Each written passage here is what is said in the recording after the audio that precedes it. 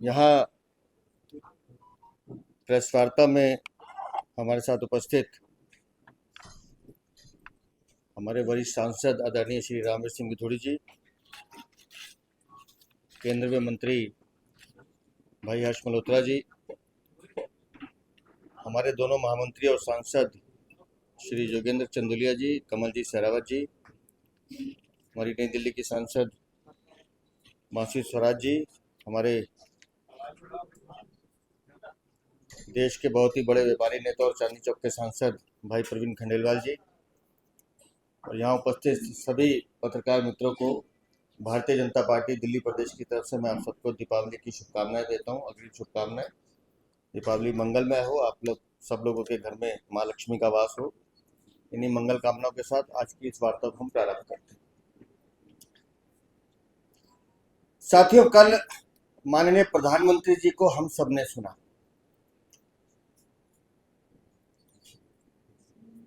किसी भी परिवार के लिए उस परिवार के वरिष्ठ जन, हम उन्हें माता पिता कहें, दादा दादी कहें, नाना नानी कहें, या ताया ताई कहें, या चाचा चाची कहें, जो भी हमारे वरिष्ठ जन हैं, वो उस परिवार की ताकत होते हैं, उस परिवार की रीढ़ की हड्डी होते हैं, और वो उस परिवार को बांधने का काम करते हैं। माननीय प्रधानमंत्री जी ने जब कल पूरे देश के 70 साल से ऊपर के सभी वरिष्ठ जनों के लिए आयुष्मान योजना की घोषणा की और कहा कि 5 लाख तक का फ्री इलाज इस देश में रहने वाले 70 साल से ऊपर के सभी वरिष्ठ जन, और जब सभी वरिष्ठ जन की बात हो रही है तो उस कैटेगरी में कोई कैटेगरी नहीं है। वो एक गरीब मजदूर हो सकता है, उसका परिवार हो सकता है, कोई रिक्शा चालक हो सकता है, कोई बस का या कैब का मेरा ड्राइवर या भाई बहन उसके परिवार में कोई हो सकता है, या आपके और हमारे किसी भी वर्ग के व्यक्ति में परिवार में अगर कोई इस तरह का सदस्य है, हमारे वरिष्ठ जन हैं, ये योजना उन सबके लिए लाभदायक होने वाली है।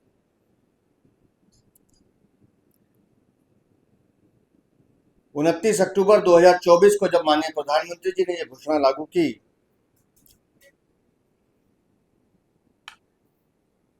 तो लगभग जो डाटा हमारे पास उपलब्ध है, 6 करोड़ से ज्यादा इस योजना के लाभार्थी होने वाले हैं।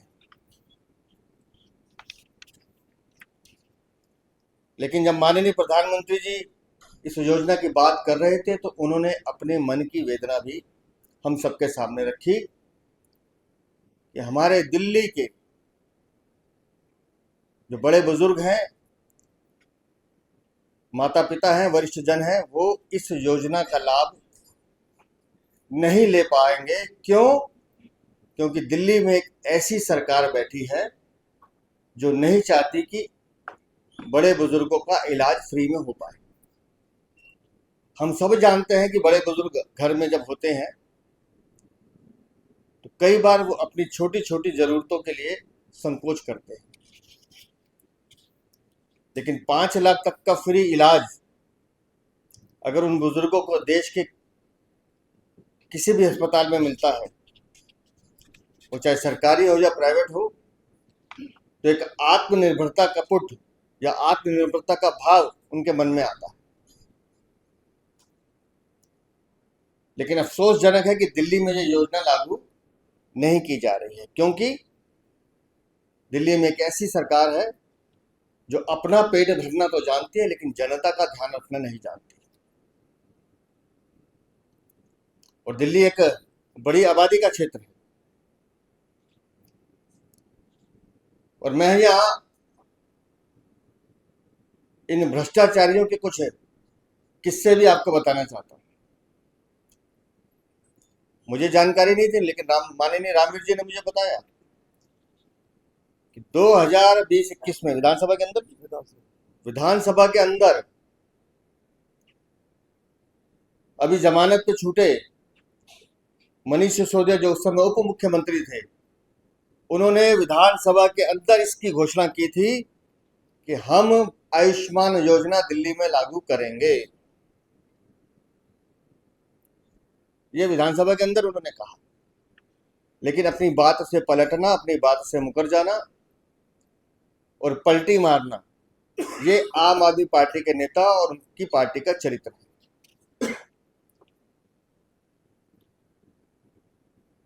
और माननीय प्रधानमंत्री जी की वेदना इसलिए थी कि चाहकर भी वो अपने उन बुजुर्गों की सेवा नहीं कर पा रहे दिल्ली में। बाकी सब राज्यों में होगी, पश्चिम बंगाल और दिल्ली अपवाद है। अगर देश का प्रधानमंत्री, जो पूरे हिंदुस्तान का प्रधानमंत्री है, हर भारतीय नागरिक का प्रधानमंत्री है, वो सबका भला करना चाहते हैं, सबको आगे बढ़ाना चाहते हैं, सबका साथ लेकर चलना चाहते हैं, लेकिन ये दो सरकारें ऐसी हैं जो तुच्छ राजनीति के लिए, अपने स्वार्थ के लिए जनता के हितों का गला घोट रही है।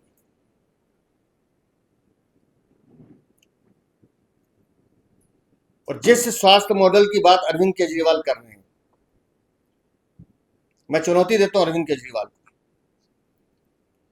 कि जिस मोहल्ला क्लिनिक की तुम बात करती हो, जिस मोहल्ला क्लिनिक के तुम दावे करते हो 500, अगर आज भी तुम 500 गिनवा दोगे तो तुम जो कहोगे हम हारने को तैयार। 500 मोहल्ला क्लिनिक की बात करते हैं, 300 से ज्यादा वर्किंग में नहीं है, अस्तबल बना के रखे हुए। और वो टेस्ट रिपोर्ट, अरविंद केजरीवाल तुम भी जमानत पे छूटे हो, अभी तो इसकी इंक्वायरी चल रही है। 65,000 वो टेस्ट जो फर्जी, या मैं कहूं कि वो मरीज जो भूत बन गए, जिनका कोई डाटा नहीं है, वो 65,000 जो टेस्ट किए गए थे, उसके पैसे और कमीशन खाने का काम अरविंद केजरीवाल, तुमने और तुम्हारी सरकार ने किया। एक ही नंबर पे 8,000 टेस्ट किए गए। फोन नंबर लिखा जाता है तो खाली 9 लिखा जाता है, या 9 बार 9 लिखा जाता है। लेकिन ट्वीट करते समय अरविंद केजरीवाल ये बताना भूल गए कि जिस स्वास्थ्य क्रांति की तुम बात कर रहे हो, तुम्हारे सरकारी अस्पतालों में नकली दवाइयां बांटी जाती हैं, ये बात ऑन रिकॉर्ड है, उसकी भी इंक्वायरी चल रही है, पकड़ा गया है। ये है तुम्हारा स्वास्थ्य मॉडल। प्राइवेट लैब को फायदा पहुंचाने के लिए, उनसे कमीशन खाने के लिए, उससे चोरी करने के लिए तुम लोगों ने मोहल्ला क्लिनिक का मॉडल शुरू किया। कहां है वो 65,000 भूत जिनका तुमने टेस्ट किया? एक शब्द नहीं बोलेंगे उस पर। और जो जानकारी हमारे पास है, 40% से ज्यादा मोहल्ला क्लिनिक ऐसी है जहां दवाइयां नहीं है, और जो दवाइयां मिलती हैं वो ऐसी जो आप और हम अपनी जेब में लेके घूमते हैं। सर दर्द, जुकाम, मैं आज दावे के साथ जहां बैठ के कह रहा हूं, दिल्ली में डेंगू की हालत खराब है। दिल्ली में गंदे पानी पीने के कारण टाइफाइड, जॉन्डिस, इस तरह की बीमारियां घर घर में घुसी हुई हैं, लेकिन किसी भी सरकारी अस्पताल में आपको एक मरीज नहीं मिलेगा। क्यों? क्योंकि आदेश दिया गया कि आपको भर्ती नहीं करना है। जाइए किसी प्राइवेट हॉस्पिटल में, कमरा खाली नहीं है, लोग मजबूर है वहां जाने के लिए। लेकिन ये दिल्ली में आयुष्मान योजना लागू नहीं होने देंगे। क्यों? क्योंकि दिल्ली की जनता को उसमें फ्री में मदद मिल सकती है। आज भी दिल्ली में 60 से ज्यादा हॉस्पिटल ऐसे हैं जो ये इस योजना को, आयुष्मान योजना को दिल्ली में जिन्होंने रजिस्टर्ड किया हुआ है, लेकिन वो दिल्ली के लोगों का इलाज नहीं करते। वो एनसीआर के लोग आते हैं, हरियाणा से, यूपी से, हमारे भाई बहन जो इस योजना में वहां रजिस्ट्रेशन जिनका हुआ है, वो यहाँ आके इलाज करके चले जाते हैं और ये दावा करते हैं। झूठ, छल, फरेब, ये चरित्र है आम आदमी पार्टी का। और एक नहीं, कई मामलों में हम दिखा चुके हैं।